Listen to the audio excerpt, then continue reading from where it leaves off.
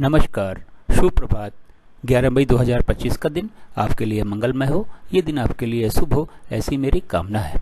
11 मई 2025 को शुभ मुहूर्त कब कब है, निकृष्ट काल कब कब है, निकृष्ट काल में राहु काल का क्या समय है, दिशाशूल किस दिशा में है और इसका क्या निवारण है, ये सारी बातें इस वीडियो के माध्यम से आप तक पहुंचा रहा हूं।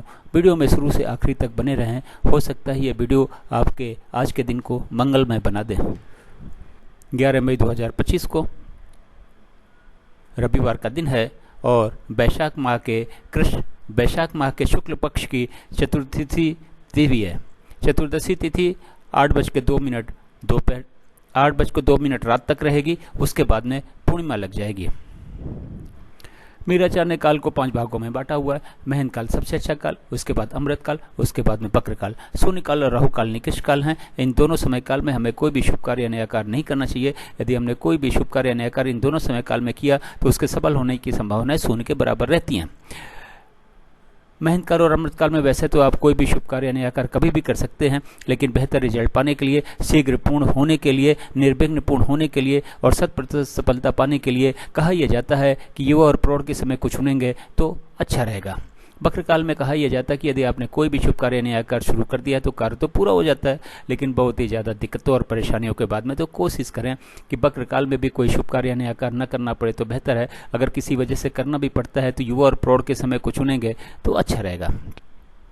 लेकिन ये मान के चलिएगा कि उसमें थोड़ी बहुत दिक्कतें कम हो सकती हैं, लेकिन 1000 दिक्कतें आने वाली हैं, ये मान के चलिएगा। थोड़ी बहुत ही दिक्कत कम हो सकती है, अदरवाइज दिक्कतें 1000 रहने वाली हैं।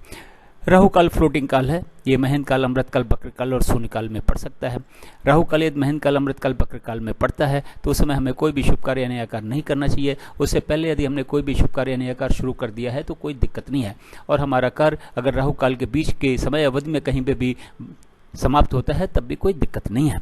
महंत काल आज के दिन 6 बजे सुबेरे से 6:48 सुबेरे तक है। फिर 6:48 शाम से शुरू होकर 7:36 शाम तक है। फिर 3:36 रात से शुरू होकर 4:24 सुबेरे तक है। अमृत काल सुबेरे 6:48 से शुरू होकर सुबेरे 10 बजे तक है। फिर 5:12 शाम से शुरू होकर शाम को 6 बजे तक है। फिर रात के 8:24 से शुरू होकर रात के 10 बजे तक है। फिर 4:24 सुबेरे से शुरू होकर सुबेरे 6 बजे तक है। बक्र काल 10 बजे सुबेरे से शुरू होकर 2 बजे दोपहर तक है। फिर 10:48 रात से शुरू होकर 1:12 रात तक है। शून्य काल 2 बजे दोपहर से शुरू होकर 5:12 शाम तक है। फिर शाम को 6 बजे से शुरू होकर 6:48 शाम तक है। फिर 7:36 शाम से शुरू होकर रात के 8:24 तक है। फिर रात के 10 बजे से शुरू होकर 10:48 रात तक है।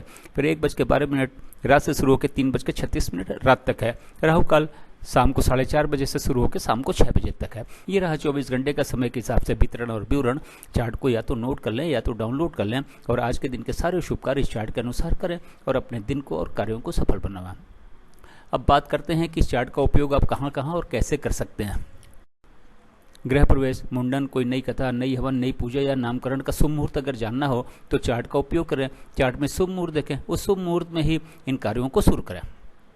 लड़की देखने जाना है, लड़का देखने जाना है, किसी से मिलने जाना है, किसी यात्रा पे जाना है, जमीन खरीदने जाना है, फ्लैट खरीदने जाना है, स्कूल में एडमिशन के लिए जाना है, इंटरव्यू के लिए जाना है, एग्जाम देने जाना है तो घर से निकलने का शुभ मुहूर्त चार्ट में देखें। उस शुभ मुहूर्त में ही इन कार्यों के लिए घर से निकलें।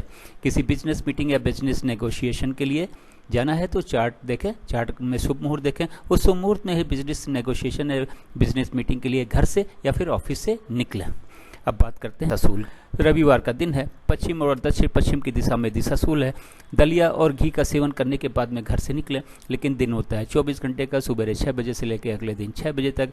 इस 24 घंटे में कहीं जाके यदि आप वापस आ जाते हैं तो दिशाशूल का कोई दोष नहीं होता, लेकिन किसी वजह से आपको रुकना पड़ता है तो दलिया और घी का सेवन करके तो घर से निकलेंगे ही, लेकिन पीछे दिए गए चार्ट का उपयोग करें। यात्रा का शुभ मुहूर्त देखें, उस शुभ मुहूर्त में ही घर से यात्रा पर निकलें और अपनी यात्रा को सफल बनावें और दिशाशूल के दोष को भी समाप्त करें। मेरे चैनल सागा ऑफ लाइफ को आपने ज्वाइन किया, इसके लिए आपका बहुत बहुत धन्यवाद। चैनल पे यदि नए हो तो सब्सक्राइब करें और सब्सक्राइब कर रखा है तो बेल आइकन को ऑन कर दें ताकि अगला वीडियो जब मैं डालूं तो आपको जानकारी हासिल हो सके।